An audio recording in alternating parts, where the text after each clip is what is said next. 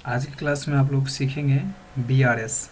BRS यानी bank reconciliation statement. तो हम ये जानेंगे कि बैंक रिकन्सिलेशन स्टेटमेंट क्यों बनाया जाता है, कब बनाया जाता है और कैसे बनाया जाता है। चलिए, जैसा कि हम लोग जानते हैं, बैंक रिकन्सिलेशन स्टेटमेंट से हमारा मतलब होता है वह बैंक जिसमें हमने अपना अकाउंट खुला रखा है, और जिस भी बैंक में हम अपना पैसा जमा करते हैं या निकालते हैं, तो कभी कभी बैंक पासबुक और हमारे अकाउंट के जो रिकॉर्ड होते हैं, अकाउंट के कैश बुक जो होते हैं, उसका मिलान कभी कभी नहीं होता है। तो जैसे कि कैश बुक और पासबुक के शेष में होने वाले अंतर को मिलाने के लिए जो लेखा तैयार किया जाता है उसे बैंक समाधान विवरण यानी कि बैंक रिकन्सिलेशन स्टेटमेंट कहा जाता है। दूसरे शब्दों में हम यह भी कह सकते हैं कि कैश बुक एवं पासबुक के शेषों में जिन जिन कारणों से अंतर होता है उसे व्यक्त करने के लिए जो लेखा तैयार किया जाता है उसे बैंक समाधान विवरण कहा जाता है, यानी कि बैंक रिकन्सिलेशन स्टेटमेंट कहा जाता है। बैंक रिकन्सिलेशन स्टेटमेंट एक ऐसा लेखा है जो कैश बुक एवं पासबुक के शेष में हुए अंतर को मिलाने के लिए तैयार किया जाता है। ठीक है, तो इसमें क्या होता है ना कि कुछ रीजंस होते हैं जिसके कारण कैश बुक और पासबुक का मिलान नहीं हो पाता है। अब जैसा कि हमने कुछ बैंक में कुछ पैसा जमा किया, और जमा करने के बाद ऐसा होता है कि हम अपने बुक्स में तो एंट्री कर लेते हैं, लेकिन ऐसा भी होता है कि चेक को यानी कि बैंक में जमा करने के बाद भी अकाउंट रिफ्लेक्ट करने में कुछ समय लगते हैं, तो तब तक के लिए वो अकाउंट क्या होते हैं ना, डिफरेंस में रहते हैं। तो कितने रीजन्स हैं, तो चलिए हम उसको देखते हैं। तो उसके लिए हम क्या करते हैं ना, देखिए सबसे पहला क्या है ना कि cheque draft issue but not presented for payment या नोट कैश्ड। हमने चेक जमा किया या चेक हमने इशू किया लेकिन वो बैंक तक नहीं पहुंचा, जिसके कारण ये भी डिफरेंस हो सकते हैं। जैसा कि कई बार हम अपने पार्टी को चेक देते हैं और हम अपनी बुक्स में एंट्री कर लेते हैं, जिससे हमारा बैंक का बैलेंस तो कम हो जाता है, लेकिन वो पार्टी 2 या 3 दिन या 10 दिन के बाद जब बैंक में डिपॉजिट करवाती है तब बैंक से वो बैलेंस कम होता है, लेकिन उससे पहले ही हम अपने बुक्स में उस बैलेंस को कम कर चुके होते हैं। इस वजह से पासबुक और हमारा बुक्स यानी कि हमारे जो अकाउंट्स बुक हैं उसमें डिफरेंस देखने को मिलता है। ठीक है, दूसरा क्या है ना कि चेक कलेक्शन डिले। इससे हमारा ये तात्पर्य है कि जब हम किसी पार्टी का चेक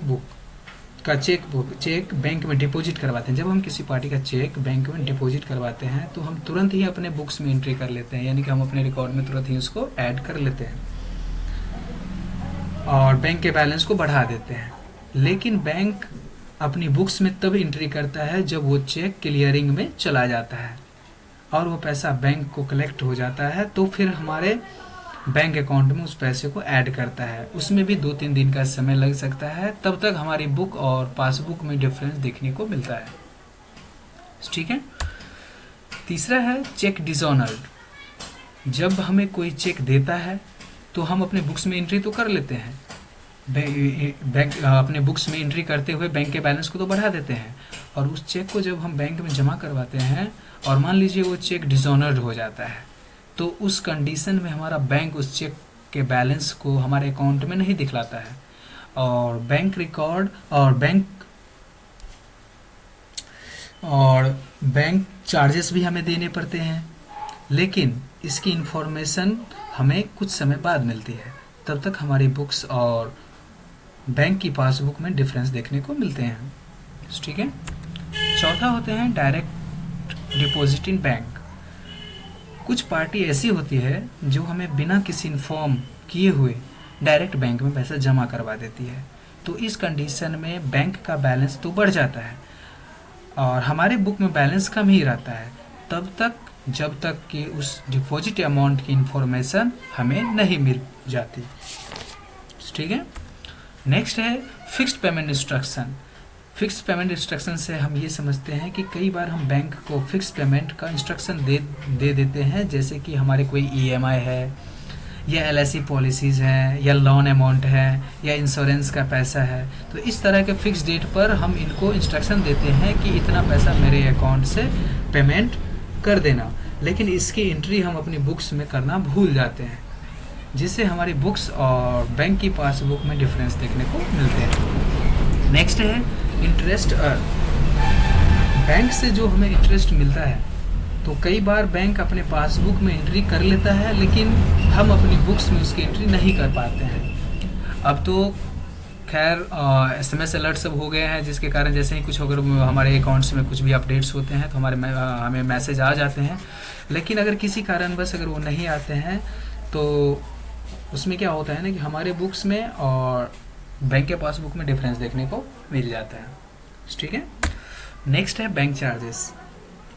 बैंक चार्जेस की वजह से भी डिफरेंस देखने को मिलते हैं, जैसे कि बैंक में किसी प्रकार का चार्जेस कट जाता है, या तो फिर जैसे कि चेकबुक का चार्जेस हो या SMS अलर्ट का चार्जेस हो, कुछ भी अगर वो चार्ज करते हैं तो हमें तुरंत तो नहीं मिल पाते हैं। हमें जब स्टेटमेंट मिलता है तब जाके हम उसमें मिलान करते हैं, तो तब तक हमारे बैंक बुक और पासबुक में डिफरेंस देखने को मिलते हैं। नेक्स्ट है मिस्टेक बाय बैंक या अकाउंटेंट। कई बार बैंक के द्वारा या हमारे अकाउंटेंट के द्वारा कई मिस्टेक्स या कोई भी मिस्टेक्स हो जाती है, या कोई एंट्री रिकॉर्ड करने को छूट जाती है, तो उससे भी हमें डिफरेंस देखने को मिलता है। BRS यानी कि बैंक रिकन्सिलिएशन स्टेटमेंट दो प्रकार से बना सकते हैं, जैसा है एक मैनुअल है और एक ऑटोमेटिक है। तो आज के क्लास में हम ये देखेंगे कि मैनुअल BRS कैसे बनाया जाता है। ठीक है, तो चलते हैं टैली पे कैसे इसका रिकॉर्ड होता है। तो चलते हैं। उसके लिए हमें करना क्या है ना, सबसे पहले अपना एक बैंक लेजर क्रिएट कर लेना है। बैंक लेजर जैसे कि हमने यहाँ पे क्रिएट कर लिया है, आप यहाँ पे देख सकते हैं कि हमने एक स्टेट बैंक ऑफ इंडिया का लेजर क्रिएट कर लिया है। और इसमें जितने भी ट्रांजेक्शन वगैरह है, यानी जो भी आपके ट्रांजेक्शन है वो ट्रांजेक्शन आपने रिकॉर्ड भी करके रख लिया है। हम दिखा देते हैं आपको कि हमने कुछ रिकॉर्ड करके ट्रांजेक्शन को रख लिया है। अब इसमें हमें करना क्या है ना कि हमें एक बैंक से स्टेटमेंट मिला है, जिसके अनुसार हम ये करेंगे कि हाँ, जितना मेरे पास अमाउंट है उसको हम बैंक के पासबुक से रिकंसाइल करेंगे, उसको मिलाएंगे कि हाँ इस डेट में कितना का ट्रांजेक्शन हुआ है, इसका डेट का कितना ट्रांजेक्शन हुआ है, उसको हम रिकंसाइल करेंगे, मिलाएंगे। तो उसके लिए आप मैनुअल BRS बनाने के लिए आप दो प्रकार से कर सकते हैं।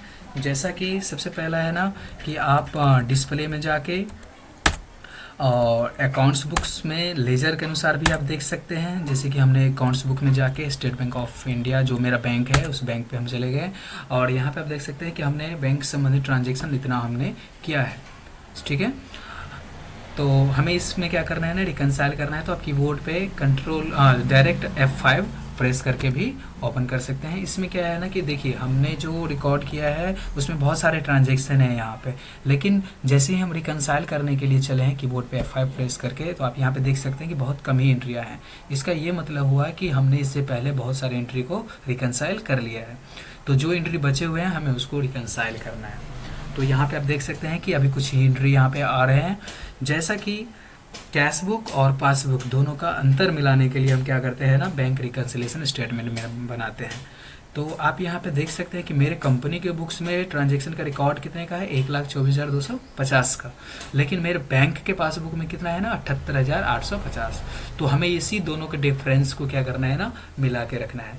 जैसे कि रिफ्लेक्टेड इनटू बैंक, इसमें इतना का रिफ्लेक्टेड ये नहीं हो रहा है सो, और इधर डेबिट साइड में इतना नहीं हो रहा है और क्रेडिट साइड में इतना नहीं हो रहा है। तो उसी को हमें रिकॉर्ड करना है कि स्टेटमेंट के अनुसार, कि स्टेटमेंट के अनुसार कितना चेक आपने किस तारीख को जमा किया था, क्या वो बैंक में उस दिन जमा हो चुका है या नहीं हुआ है, तो उस अनुसार हम यहाँ पे उसको रिकंसाइल करेंगे। तो पहला तरीका तो ये था कि हम यहाँ पे डिस्प्ले में जाके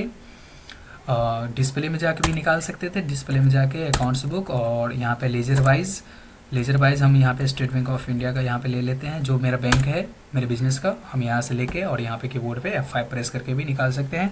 दूसरा क्या तरीका है ना कि आप कीबोर्ड पे सबसे पहले गेटवे ऑफ टैली पे जाके और यहाँ पे यूटिलिटीज़ में आप बैंकिंग फीचर्स में जाके आप यहाँ पे देख सकते हैं।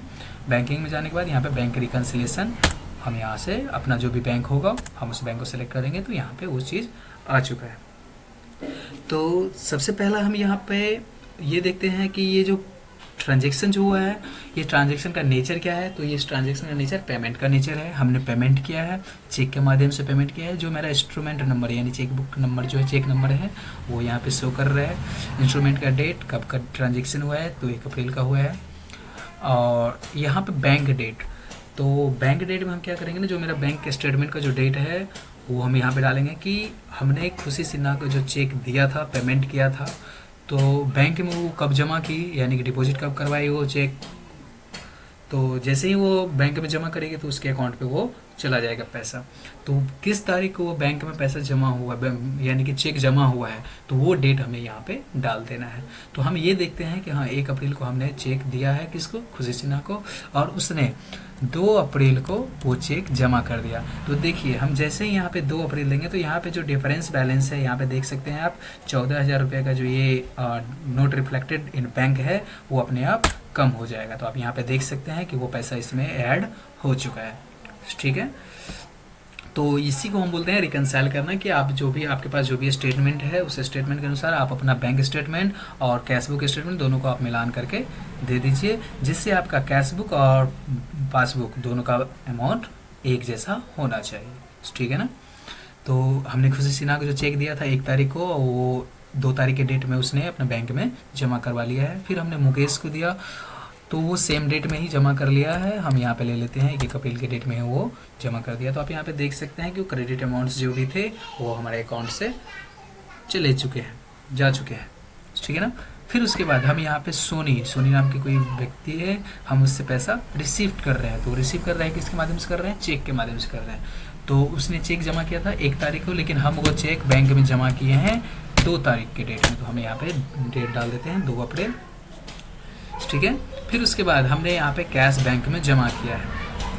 तो कैश बैंक में जमा किया है कब डेट में, 1 अप्रैल के डेट में जमा किया है। तो हम यहाँ पे 1 अप्रैल के डेट में ही ले लेते हैं कि हमने 1 अप्रैल के डेट में वहाँ पे जमा कर दिया। फिर हमने कैश जमा किया है 2 अप्रैल के डेट में जमा किया है, तो यहाँ पे हमने 2 अप्रैल ही दे दिया। कुछ भी अगर डिफरेंस बैलेंस होता है तो वो आप यहाँ पे ऐड कर सकते हैं। अब जैसा कि मान के चलते हैं कि हमें मेरा बैंक चार्जेस कटा है, स्टेटमेंट में दिया हुआ है कि बैंक चार्जेस आपका 50 रुपये का बैंक चार्जेस कटा है, लेकिन हमें हमारे कैश बुक में तो उसका एंट्री तो नहीं है, वो हमें स्टेटमेंट पे मिला है। तो आप यहाँ पे डायरेक्ट ही क्रिएट वाउचर करके आप वो चीज़ बना सकते हैं कि हाँ आपका जो बैंक चार्जेस कटा है तो आप उसका एंट्री कर लीजिए। तो हम यहाँ पे कीबोर्ड पे F5 से उसका पेमेंट एंट्री कर लेते हैं कि हाँ जो भी बैंक चार्जेस वगैरह हैं वो हम यहाँ पे ले लेते हैं। तो हमारे लिए एक्सपेंसेस हैं, तो हम यहाँ पे ले लेते हैं बैंक चार्जेस।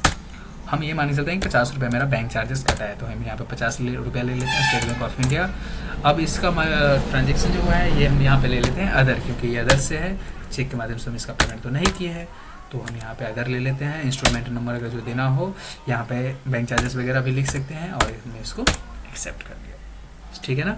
अब इसका रिकनसाइल करना तो बाकी रह गया है, क्यों, क्योंकि यहाँ पे ये डिफरेंस बैलेंस में शो कर रहे हैं। तो हम यहाँ पे इसको भी रिकनसाइल कर लेते हैं कि हाँ हमें 2 तारीख के डेट में पता चला और 2 तारीख के डेट में हमने उसको एंट्री कर लिया। ठीक है। तो इस तरह से हम बैंक रिकन्सिलेशन स्टेटमेंट जाके उसका रिकनसाइल कर सकते हैं। अगर आपको चेक के अनुसार देखना हो तो यहाँ पे चेक रजिस्टर में जाके आप देख सकते हैं कि मेरे पास कितना चेक था, किसका हम रिकनसाइल कर चुके हैं, किसका नहीं कर चुके हैं, वो सारा यहाँ पे शो कर रहा है। जैसे कि मेरे पास टोटल कितने चेक हैं, तो 20 चेक हैं। 20 चेक में से हमने 6 चेक का रिकनसाइल कर चुके हैं। तो यहाँ पे आप देख सकते हैं कब किसका रिकनसाइल हुआ है, इंस्ट्रूमेंट नेम नंबर के अनुसार, वाउचर नंबर के अनुसार यहाँ पे आप देख सकते हैं। ठीक है, थैंक यू।